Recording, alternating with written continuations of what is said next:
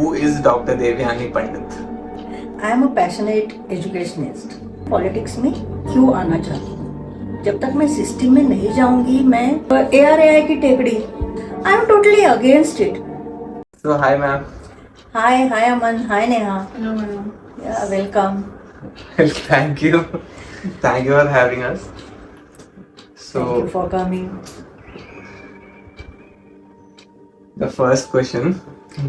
Immediately आपने तो question करना शुरू कर दिया मुझे। कोई बात नहीं, इसलिए तो हम मिले हैं। बोलिए। तो हमारा पहला क्वेश्चन ये रहेगा कि Who is Dr. Devyani Pandit? मैं खुद की पहचान मेरी एजुकेशनिस्ट ऐसे कर लेती हूँ। I am a passionate educationist. Education में PhD किया है। पिछले 30 साल से ज़्यादा साल एजुकेशन में काम कर लिया है। मेरा फोटे है टीचर ट्रेनिंग और पेडागोजी। पेडागोजी मतलब कैसे पढ़ाना है, दैट इज़ माय फोटे।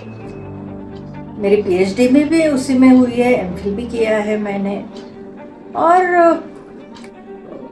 आप लोगों को शायद जानकारी नहीं होगी, लेकिन बहुत सारे स्कूल्स में मैंने काम किया है, लोगों को पता है। And I am very happy कि मैंने जो काम किया है वो अभी नेशनल एजुकेशन पॉलिसी में भी वो वही बोल रहे हैं। जो काम मैंने 30 साल पहले शुरू कर लिया, वो काम अभी गवर्नमेंट लेवल पे भी चर्चाएं हो रही है कि कैसे पढ़ाना चाहिए बच्चों को। तो बहुत अच्छा लगता है। तो अभी जो हमें पता चला है कि as from a teacher to a politician, ये जो आप जो चेंज करना चाहते हो, आपका जो जर्नी जो सडन चेंज हुआ है, उसके बारे में आप कुछ बता सकते हो? बिल्कुल, इसलिए तो हम हैं यहाँ पे। तो एजुकेशन में मैं आई क्योंकि मुझे पता चले एजुकेशन में क्या फ्लॉज है, क्या गैप्स है, और मैं एजुकेशन सिस्टम में कुछ ट्रांसफॉर्मेशन लाना चाहती थी। और आपको पता है कि education is the investment for the future. तो और सोशल रिफॉर्म का भी एक जरिया है एजुकेशन। पॉलिटिक्स के बारे में भी वही बोलते हैं कि पॉलिटिक्स बेसिकली ये एक सत्ता कारण नहीं है, पॉलिटिक्स एक समाज कारण होना चाहिए। सोशो इकोनॉमिक रिफॉर्म का एक जरिया पॉलिटिक्स होना चाहिए। मैं जब एजुकेशन में काम कर रही थी, बहुत कुछ प्रोजेक्ट्स थे दिमाग में, बहुत कुछ आइडियाज़ थे दिमाग में, बहुत से लोगों से मिली कि कुछ स्टेट लेवल पे, नेशनल लेवल पे मैं कुछ काम कर सकूं। लेकिन अनफॉर्चुनेटली वो अपॉर्चुनिटी नहीं मिली मुझे। और तब मुझे महसूस हुआ कि मुझे अभी सिस्टम में जाना चाहिए। जब तक मैं सिस्टम में नहीं जाऊंगी, मैं स्टेट लेवल या नेशनल लेवल पे काम नहीं कर पाऊंगी। तो एक ये बात है कि मैं पॉलिटिक्स में क्यों आना चाहती हूँ। दूसरी महत्वपूर्ण बात यह है कि ये एपैथी मैं देख रही हूँ आजकल के जो यूथ है आप जैसे, उनके तरफ से। एक्चुअली हम जब 10-20 साल की बात करते हैं हमारे सिटी की या हमारे कंट्री की फ्यूचर की, तो वो फ्यूचर आप है और सिटी और कंट्री का फ्यूचर आप ही बना सकते हैं। तो अभी न्यूज़ आए हैं कि इवन ओनली 38% नए वोटर्स ने रजिस्ट्रेशन किया है। मैं जब आप जैसे युवाओं से बात करती हूँ तो बोलते हैं कि हम कनेक्ट नहीं कर पाते ये पॉलिटिक्स से, पॉलिटिक्स डर्टी है। तो मुझे मैं जब आपके एज की थी तो उसकी याद आती है कि मैं जब आपके एज की थी, आपकी भी नहीं, उससे भी थोड़ी बड़ी थी, तो मैं बोलती थी ये पॉलिटिक्स बहुत डर्टी है, मुझे नहीं जाना है। और अभी आप मेरी तरफ देखो, देर आए दुरुस्त आए। मुझे लगता है कि पॉलिटिक्स में जाना चाहिए, अच्छे लोगों ने पॉलिटिक्स में जाना चाहिए। अगर हमें कुछ बेहतर बनाना है, बेहतर करना है, तो आपको पॉलिसी लेवल डिसीजन मेकिंग में ही जाना पड़ेगा, तभी तो आप कुछ काम कर पाएंगे। तो जैसा मैं आप में देख रही हूँ, आप मुझ में देखिए कि 20 साल के बाद आपको पछतावा ना हो कि देवयानी मैडम सही बोल रही थी कि कुछ करो, एक्टिवली पॉलिटिक्स में कुछ करो। तो जो आपने बताया कि पॉलिटिक्स में कुछ करो, तो आपको क्या लगता है कि एज अ यूथ वो पॉलिटिक्स या फिर अपने सिटी के लिए कैसे कंट्रीब्यूट कर सकता है? वही तो मेरा मैनिफेस्टो है एक्चुअली, और वही तो मेरा ड्रीम है। As an educationist I believe कि हर एक व्यक्ति में कुछ ना कुछ असामान्यत्व होता है, हर एक व्यक्ति में कुछ ना कुछ अच्छा होता है, स्किल्स, नॉलेज, एटीट्यूड होते हैं। आप में तो बहुत है, क्योंकि आप, मैं देख रही हूँ, I am a very good observer, तो आप जैसे युवाओं को मैं देख रही हूँ, आपकी जनरेशन बहुत टैलेंटेड है, बहुत इंटेलिजेंट है, बहुत कुछ करना चाहते हैं आप लोग, लेकिन आपको चैनलाइज नहीं आप कर पा रहे हैं, आप थोड़े से कंफ्यूज्ड है, कोई नहीं है कि आप क्या कर सकते हैं। मुझे लगता है कि एज एन एजुकेशनिस्ट मुझे पता है कि वो मैं कैसे चैनलाइज कर सकती हूँ आपकी जो एनर्जी है, आपकी जो इंटेलिजेंस है, for the development of our city. हमारे we can start development of our city first. तो जब आप सिटी के लिए काम करना शुरू करेंगे, जब आप सिटी के लिए कुछ सोचना शुरू करेंगे, मुझे पूरा यकीन है कि आप देश के डेवलपमेंट में भी बिल्कुल कुछ कर पाएंगे, कुछ अच्छा कंट्रीब्यूट कर पाएंगे। हम, जैसे आपने बोला कि आप एक बॉटनिस्ट है, तो पुणे के एनवायरमेंटल कंडीशंस के लिए आप क्या काम करेंगी? नेहा, बॉटनिस्ट हूँ मैं, लेकिन बॉटनिस्ट कम हूँ, अभी मैं एनवायरमेंटलिस्ट ज़्यादा हूँ। क्यों ऐसे पूछोगी तो मैं बोलूँगी कि बहुत केयर करती हूँ मैं एनवायरमेंट की। मेरे घर से मुझे लगता है कि एनवायरनमेंट की केयर शुरू होती है। मैं बहुत ज़्यादा पानी बहुत केयरफुली यूज़ करती हूँ। आप देख रहे हैं कि बेंगलोर की तो न्यूज़ आपने देखी होगी कि कितने प्रॉब्लम्स है बेंगलोर में पानी के। मेरी बेटी बेंगलोर में रहती है, बहुत ज़्यादा टैंकर्स से वो पानी मंगाते हैं। पूना में भी वो बोल रहे हैं कि अभी 5-10 साल में पूना में भी पानी की प्रॉब्लम शुरू हो जाएगी। तो हर एक बूंद बचाने की कोशिश मेरे घर में रहती है। प्लास्टिक, मैं कभी भी प्लास्टिक बैग जितना कम इस्तेमाल कर सकूँ उतना कम करती हूँ। मैं मेरी खुद की क्लॉथ बैग्स लेके मैक्सिमम टाइम जाती हूँ। कभी हो जाता है कि भूल गई, फिर कुछ लाना है तो मैं ले जाती हूँ, but I try to avoid. मेरी गाड़ियाँ मैं बिल्कुल वक्त पे सर्विसिंग करवाती हूँ, पीयूसी करवाती हूँ। तो I am really concern about the environment, और पुणे की एनवायरनमेंट के लिए तो बहुत ही ज़्यादा कंसर्न हूँ, क्योंकि पुणे में पली बड़ी हूँ। पुणे की क्लाइमेट जितनी अच्छी थी, पुणे जितना पोल्यूशन फ्री था, पुणे में जितनी वेजिटेशन थी, सारा कम हो गया है। मतलब विकास के नाम पे क्या ये जरूरी है? ये मैं हर वक्त सोचती हूँ। ARAI की टेकड़ी, वहाँ पे भी मैं चलने जाती थी, तो बहुत फेवरेट स्पॉट है मेरा। और आजकल जो चर्चाएं हो रही है वहाँ रोड बनाने की, आई एम टोटली अगेंस्ट इट। थोड़ी सी तो हिल्स बची है पूना में, क्या हमें बम्बई जैसी पूरी हिल्स तोड़नी है? आई एम टोटली अगेंस्ट इट।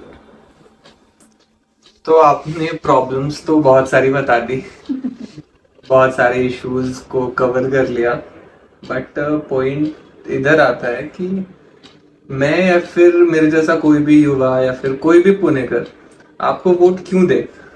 क्योंकि आपने रीजंस बताए नहीं कि आप क्या करोगे।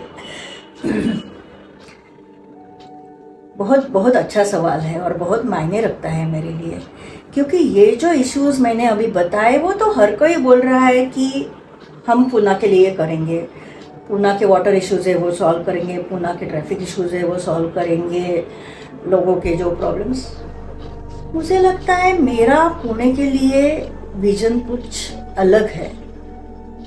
पुणे की एक बहुत बड़ी अच्छी हेरिटेज है। पूना कल्चरल कैपिटल से जाना जाता है। पूना इज नोन एज, आपको पता है कि Oxford and Cambridge of the east ऐसे बोलते हैं, लेकिन क्या सचमुच इतने कैपेबल है हमारे एजुकेशनल इंस्टीट्यूट्स? अभी तो मेरा आंसर नहीं है, लेकिन कर सकते हैं तो मेरा आंसर हाँ है। तो मेरा गोल ये है कि क्यों हम बोलते हैं पूना को Cambridge and Oxford of the east, क्यों ना ऐसा हो कि ऑक्सफोर्ड और कैम्ब्रिज को हम बोलने लगे कि पुणे ऑफ द वेस्ट। क्या वहाँ तक हम पहुँच सकते हैं? तो मेरा उत्तर है हाँ। अगर हम सब ने मिलकर तय किया तो हम बिल्कुल वहाँ पहुँच सकते हैं। तो एक ये मेरा विजन है जो मुझे लगता है कि सबसे अलग है, कि वहाँ उस ऊंचाई तक मैं पूना को ले जाना चाहती हूँ। दूसरा, मेरा आइडिया है कि पुणे को हम रोल मॉडल बनाएंगे स्मार्ट सिटी का। नंबर 1 स्मार्ट सिटी हम पुणे को बनाएंगे। वो भी एक प्रोजेक्ट प्रपोजल मेरे दिमाग में था कि smart education for smart city. एक कुछ हटके यूनिक प्रोजेक्ट है, अभी तो ज़्यादा उसके बारे में नहीं बताऊंगी। और तीसरा जो मेरा, आप बोल सकते हैं कि मेरा मैनिफेस्टो है या मेरा ऑब्जेक्टिव है, तो एक जनरलाइज ब्रॉड ऑब्जेक्टिव ये है कि improving quality life of each and every citizen of Pune. तो पुणे के हर एक नागरिक की, हर एक सिटीजन की क्वालिटी ऑफ लाइफ मुझे सुधारनी है। तो क्वालिटी ऑफ लाइफ से आपका मतलब क्या है? आप क्या डिफाइन करती है क्वालिटी ऑफ लाइफ को? जैसे हम विकसित देशों की बात करते हैं, तो अगर हम विकसित देशों में जाते हैं तो वहाँ की क्वालिटी ऑफ लाइफ देखिए आप। बहुत अच्छे रास्ते हैं, बहुत अच्छे फैसिलिटीज़ उनको है, पोल्यूशन नहीं है, करप्शन नहीं है, मतलब बहुत आराम से ज़िंदगी आप जिता सकते हैं, जहाँ पे स्ट्रेस नहीं है आपको। हालांकि उनके कुछ अलग प्रॉब्लम्स हैं, but that is because of their social system. हमारे यहाँ वो भी प्रॉब्लम्स नहीं है। हमारे यहाँ अभी भी कई जगह जॉइंट फैमिलीज़ है, बच्चे और पेरेंट्स साथ में रहते हैं, साथ में नहीं रहते तो भी केयर कर लेते हैं। तो फिर भी कुछ प्रॉब्लम्स है। हमारे यहाँ बहुत ज़्यादा प्रॉब्लम्स है, क्वालिटी ऑफ लाइफ है, बहुत ज़्यादा स्ट्रेस है। तो पहला तो मैं क्वालिटी ऑफ लाइफ मुझे लगता है कि ये फिजिकल एनवायरनमेंट हम बोल सकते हैं, या फिजिकल इंफ्रास्ट्रक्चर। तो हमारे यहाँ जो ट्रैफिक इश्यूज है, जो इनडिसिप्लिन इश्यूज है, जो इंफ्रास्ट्रक्चर के इश्यूज है, वो मैं सारे फिजिकल एनवायरनमेंट, पोल्यूशन है, ये सारे मैं फिजिकल एनवायरनमेंट में डाल दूंगी। तो ये हमें इस पे कुछ सोचना पड़ेगा, इस पे हमें कुछ प्रॉब्लम सॉल्व करने पड़ेंगे। तो physical environment that will be the first parameter of quality of life. दूसरा ये है कि सोशल और साइकोलॉजिकल इश्यूज, ये अलग भी कर सकते हैं या इकट्ठे भी आप सोच सकते हैं। तो साइकोलॉजिकल इश्यूज क्या है, तो आप अगर देखेंगे तो सीनियर सिटीजन्स बहुत ज़्यादा साइकोलॉजिकल प्रॉब्लम्स है, क्योंकि पुणे में बहुत ज़्यादा ऐसे सीनियर सिटीजन्स हैं जो अकेले यहाँ रहते हैं और जिनके बच्चे फॉरेन कंट्रीज़ में रहते हैं, तो बहुत अकेला महसूस करते हैं वो। यूथ के कुछ साइकोलॉजिकल प्रॉब्लम्स हैं, मुझे लगता है क्योंकि उनके चैलेंजेस अलग है, उनके एस्पिरेशंस अलग है, तो वो किसी और साइकोलॉजिकल प्रॉब्लम्स में फंस जाते हैं, उनको पता नहीं क्या करना है। सोशल प्रॉब्लम्स में अगर हम देखें तो आजकल पुणे में वायलेंस बहुत बढ़ गया है। हर एक रोज़ आप न्यूज़पेपर देखेंगे तो कहीं ना कहीं कोयते गैंग आपको पता है, कोई ना कोई चाकू से लड़ता है। तो इतने सारा वायलेंस बढ़ गया है, क्योंकि मुझे लगता है कि ये युवा में जो एनर्जी है उसको अच्छा एक आउटलेट नहीं मिल रहा है, अच्छा चैनलाइज नहीं हो रहा है, कुछ कंट्रीब्यूशन वो नहीं कर रहे हैं। तो वो जो फ्रस्ट्रेशन उनका है वो मुझे लगता है कि वायलेंस के मीडियम से वो बाहर आ जा रहा है। तो वो सोशल प्रॉब्लम्स है पुणे की। फिर अनएम्प्लॉयमेंट तो सभी जगह है, ऑल ओवर इंडिया है, तो पुणे में भी है। तो कुछ इकोनॉमिक डेवलपमेंट्स के प्रॉब्लम्स है, तो प्रॉब्लम्स तो बहुत सारे। तो जब हम ये सारे पुणे के प्रॉब्लम्स सोचेंगे, उसके ऊपर हम कुछ एक कॉम्प्रिहेंसिव, कंसोलिडेटेड, एक सस्टेनेबल सॉल्यूशन हम लाएंगे, तो हमें ऐसा महसूस होना चाहिए कि हम पुणे में नहीं, हम किसी यूरोप या यूएस के शहर में या गांव में रह रहे हैं। जब ऐसा होगा तो मैं मानूंगी कि पुणेकर सिटीजन्स की क्वालिटी ऑफ लाइफ अच्छी हो गई है। तो मेरा ये सपना है कि उस ऊंचाई तक पुणे की physical, social, psychological, economical, environment, climate वहां तक ले जाऊं। आपने एक मूवी देखी है नायक? हाँ देखी है, बहुत अच्छी लगी मुझे। उसका एक हुक डायलॉग है कि जो भी बातें आपने बोली वो सुनने में बहुत अच्छा है, लेकिन प्रैक्टिकल नहीं है। जब हम डिसाइड करते हैं कि प्रैक्टिकली ये हम पॉसिबल करेंगे तो कर सकते हैं, ऐसा मेरा कहना है। और ये मैं अकेली नहीं करने वाली, पूरे सारे पुणेकर सिटीजन्स मेरे साथ है, क्योंकि मैं अकेले काम करने में विश्वास नहीं रखती। मुझे लगता है कि जैसा मैंने कहा कि पुणेकर युवा बहुत सारी एनर्जी है, बहुत सारा टैलेंट है, तो उनका कंट्रीब्यूशन मुझे चाहिए पुणे की डेवलपमेंट में। पुणे की जो महिला है, मतलब जो वर्किंग है वो तो काम कर रही है, लेकिन बहुत सारी ऐसे होम मेकर्स है जो घर में बैठी है और अपना टैलेंट वेस्ट कर रही है, अपना टाइम वेस्ट कर रही है। They want to prove themselves, क्योंकि हर एक महिला को ये चाहिए होता है कि कुछ सेल्फ एस्टीम, आत्मसम्मान हर एक महिला को चाहिए होता है। तो उसको भी दिखाना है कि मैं कुछ कर सकती हूँ। तो मुझे उम्मीद है कि वो भी मेरे साथ जुड़ जाएगी। जो महिला काम कर रही है वो तो बिल्कुल करेगी ही। सीनियर सिटीजन्स है, इतना साल का उनका अनुभव है, कुछ ना कुछ फील्ड में उन्होंने काम कर लिया है, एक्सेल कर लिया है। हम उनके तजुर्बे का, उनके इंटेलिजेंस का, उनके स्किल्स का कहीं भी उपयोग नहीं कर रहे, कहीं भी इस्तेमाल नहीं कर रहे, तो वो भी कुछ कर सकते हैं। मतलब मुझे लगता है कि अगर हम डिसाइड करेंगे, हर एक सिटीजन अगर कंट्रीब्यूट करेगा, तो मुझे नहीं लगता है कि ये सिर्फ सपना रह जाएगा। आई एम प्रीटी श्योर, मुझे कॉन्फिडेंस है कि ये सच्चाई में बदल सकता है। तो नायक है वो थोड़ा ड्रामेटिक है, अकेला काम करता है। मैं अकेले काम नहीं करना चाहती। ये मैं कुछ कोऑपरेटिव, आप बोल सकते हैं cooperative model of development of a city, ऐसी कुछ कल्पना मेरे दिमाग में है और मुझे लगता है ये बिल्कुल हो जाएगा, क्योंकि this is the need of time. अभी यही जरूरी है, समय की यही मांग है कि सब मिलके काम करें।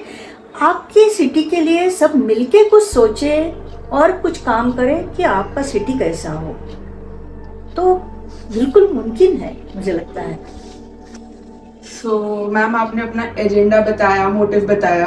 अब अगर पॉलिटिकल रेस के बारे में पूछा जाए तो बाकी सारे कैंडिडेट्स 2-2, 3-3 महीने से अपनी कैंपेनिंग में लगे हैं और उनके पास मैन पावर है, रिसोर्सेज है, वो ऑलरेडी एक एस्टैब्लिश्ड पार्टी से आ रहे हैं। बिल्कुल सही। तो 15 दिन और ऑलमोस्ट 10 लाख से ज्यादा वोटर्स, आपको नहीं लगता है एज एन इंडिपेंडेंट कैंडिडेट आप कहीं रेस में खो जाएंगी अगर लोगों तक आप रीच ही नहीं कर पाए फिर? बिल्कुल अच्छा सवाल है नेहा। ये सोचा तो बहुत है इसके बारे में। आपने जो सवाल पूछे वो मेरे भी दिमाग में आए थे कि कैसे कर पाऊंगी, लेकिन मुझे लगता है अभी हमें हमारी सोच बदलने का वक्त आ गया है। ये अभी सोशल मीडिया का ज़माना है। पुराने ज़माने में जब सोशल मीडिया नहीं था तब ये बड़े बड़े कैंपेन, स्टार कैंपेन्स, इतने आप क्रोर्स ऑफ रुपीस आप स्पेंड कर रहे हैं, हजारों कार्यकर्ताओं के हजारों प्रोडक्टिव घंटे का टाइम आप वेस्ट कर रहे हैं। हमें अभी जरूरत है कि ये सवाल करना कि क्या इसकी सचमुच जरूरत है आजकल। तो ये थोड़ा नया प्रयोग भी करना चाहती हूँ कि सोशल मीडिया के जरिए मैं क्या लोगों तक अच्छी तरह पहुँच सकती हूँ, और मेरा उत्तर है हाँ। क्योंकि जस्ट इमेजिन कि मैं घर घर जाऊं और बोलूं नमस्ते, मैं डॉक्टर देवयानी पंडित लोकसभा कैंडिडेट के रूप में मैं खड़ी हूँ, मुझे वोट दे दीजिए। तो अगर मेरे घर पे कोई ऐसे आएगा और बोलेगा कि आप मुझे वोट दो, मैं क्यों वोट दे दूं?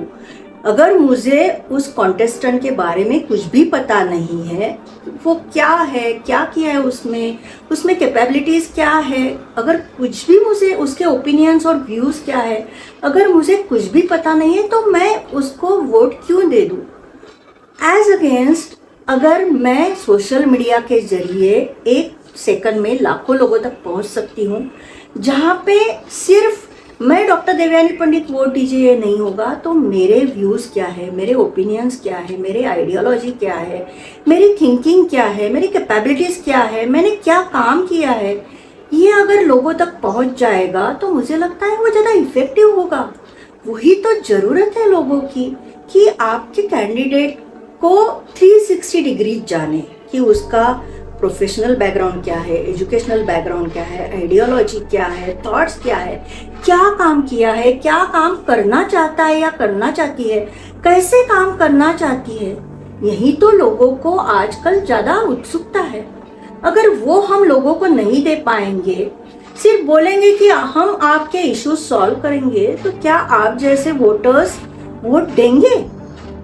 आप शायद अभी मुझे आंसर नहीं देंगे, लेकिन मन में मुझे पता है कि आपका आंसर ना है, क्योंकि आपकी जरूरतें अभी बदल गई है, आपके एस्पिरेशंस बदल गई है, आपके चैलेंजेस बदल गए हैं, समय बदल गया है।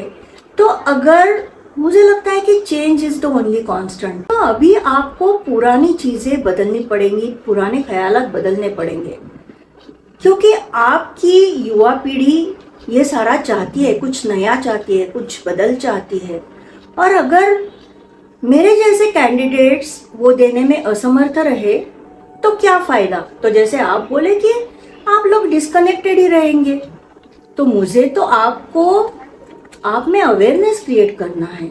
मुझे ऐसे लगता है कि आप कुछ एक्टिवली कंट्रीब्यूट कर लो, या तो पॉलिटिक्स के माध्यम से या किसी भी तरह से आप आपके सिटी के डेवलपमेंट में कंट्रीब्यूट करना शुरू कर लो, थिंक करना शुरू कर लो, क्वेश्चन करना शुरू कर लो, प्रोएक्टिवली कुछ तो करो, ताकि आपका फ्यूचर अच्छा रहे, अच्छा बने।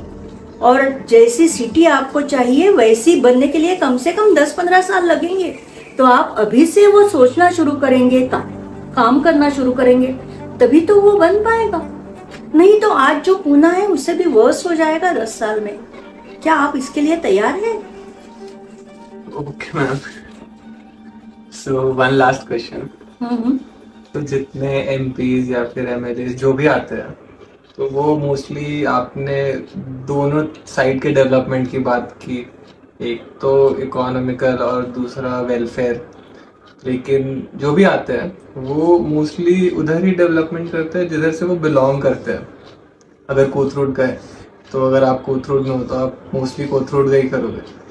लेकिन स्टिल एक चीज़ है कि आपकी क्या गारंटी है कि बाकी सारे भी आते हैं, वो वादे करते हैं और फिर बाय बाय हो जाता है उनका। तो आपकी गारंटी कौन लेगा? और उसके ऊपर से आप इंडिपेंडेंट कैंडिडेट हो। 3 सवाल एक साथ कर लिए हैं अपन, तो एक एक करके उत्तर दूंगी। लास्ट वाला क्वेश्चन पहले लेती हूँ। एक तो मैं इंडिपेंडेंट हूँ, इंडिपेंडेंट कैंडिडेट हूँ, और दूसरे मैं महिला हूँ।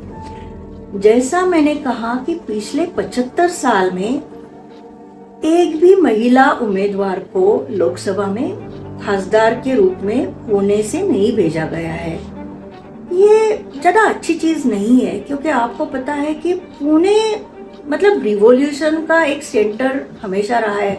जैसे सावित्रीबाई फुले ने पुणे में विमेन्स एजुकेशन की नींव डाली थी, यहाँ से पुणे एजुकेशन शुरू कर लिया था। पुणे में फ्रीडम की स्ट्रगल यही लोकमान्य जी तिलक ने शुरू कर ली थी। और मुझे लगता है अभी शायद पॉलिटिक्स का कुछ रिवॉल्यूशन पुणे से शुरू होगा, ये मैं उम्मीद करती हूँ। तो मैं महिला हूँ और मैं ये इंडिपेंडेंट हूँ, ये मुझे लगता है मेरे वीकनेसेस नहीं है, ये मेरे स्ट्रेंथ्स है। मैं बताती हूँ कैसे। तो महिला को हम नारी शक्ति कहते हैं। जैसे पुराने जमाने में भी हमने नारी शक्ति के रूप में महिलाओं की पूजा की है, देवियों की पूजा की है। मुझे लगता है हर एक महिला में ऐसी कुछ शक्ति होती है कि क्योंकि इतनी जिम्मेदारियां ये महिलाएं निभाती है, घर संभालो, काम संभालो, फैमिली संभालो, सब कुछ कर लो, तो वी आर बोर्न मल्टीटास्कर्स। बहुत सारे काम हम एक साथ कर सकते हैं, जो आजकल कॉर्पोरेट भाषा है कि मल्टीटास्किंग करना है। तो हम जन्म से ही वो जानते हैं, वो एक मेरी स्ट्रेंथ है। मैं भी बहुत अच्छा मल्टीटास्किंग कर सकती हूँ, ऐसे मुझे लगता है। और दूसरा इंडिपेंडेंट कैंडिडेट हूँ, उसकी स्ट्रेंथ मुझे वीकनेसेस है, ऑफ कोर्स है। मेरे पास मैन पावर नहीं है, मेरे पास ज़्यादा पैसे नहीं है, मेरे पास कुछ सिस्टम्स नहीं है। लेकिन मुझे ऐसे लगता है कि इसकी स्ट्रेंथ ये है कि मैं फ्री हूँ। जो काम मुझे करना है, जो विजन मेरा है, मैं बिल्कुल वो कर सकती हूँ। क्योंकि अगर आपके कुछ पार्टी के आप कैंडिडेट हैं, तो वो पार्टी का एजेंडा है, वो आपको निभाना पड़ेगा। जो पार्टी के प्रेशर्स है वो आप पे रहेंगे, तो फ्रीडम आपका कम हो जाता है। तो आपकी अलग जिम्मेदारियां भी कुछ बनती है। ऐसे कुछ नहीं है। आई कैन डिवोट मेरा पूरा समय जो मैं सोचूंगी, जो मैं विजन रखूंगी, उसी में जाएगा। तो मुझे ऐसे लगता है कि मैं महिला हूँ और इंडिपेंडेंट हूँ, ये दोनों मेरी स्ट्रेंथ्स है। ये एक सवाल का जवाब मैंने दे दिया आपको। दूसरा आपका सवाल था कि आप कोथरूड से है, तो ऐसे होता है कि अगर आप कोथरूड में रहते हैं या आप जिस एरिया में रहते हैं उसी एरिया का आप विकास देखते हैं। लेकिन मेरी स्ट्रेंथ मुझे आपको बोलनी है, मेरी सबसे बड़ी स्ट्रेंथ है आई वॉक द टॉक। मैं जो बोलती हूँ वो करती हूँ। मेरी इंटीग्रिटी मेरी सबसे बड़ी स्ट्रेंथ है। दूसरी मेरी स्ट्रेंथ है कि मैं बहुत क्रिएटिव हूँ, I am a very good problem solver.